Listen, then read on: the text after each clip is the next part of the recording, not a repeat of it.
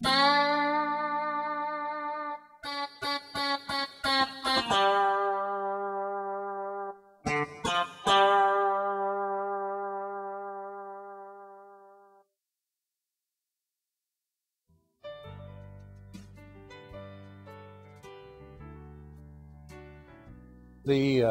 real key to understanding Francis and Greccio is to appreciate Francis's great experience of God's love for him.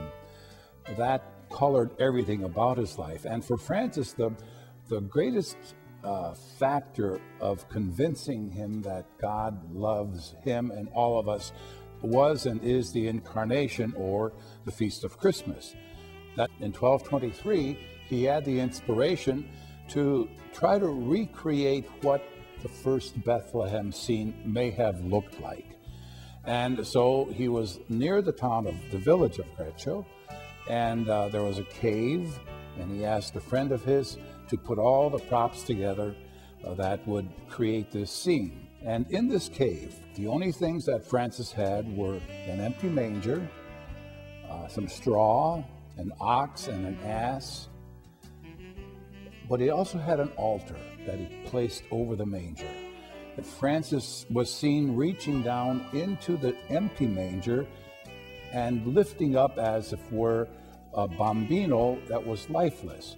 And this baby, this child, came to life in Francis's arms as he held him.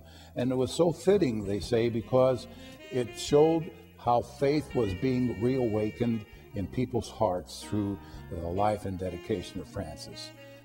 He wished to show to Christians, to the world, the simplicity and humility and poverty in which God chose to come and reveal God's love for us.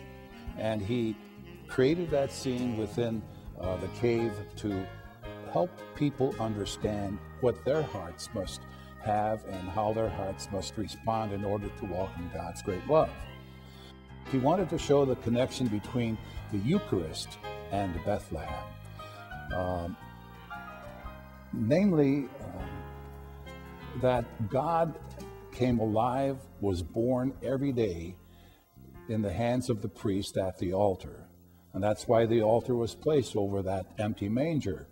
So we call Christmas, as Franciscans, the Feast of Feasts, the feast that demonstrates more than anything how deeply and profoundly our God has loved us.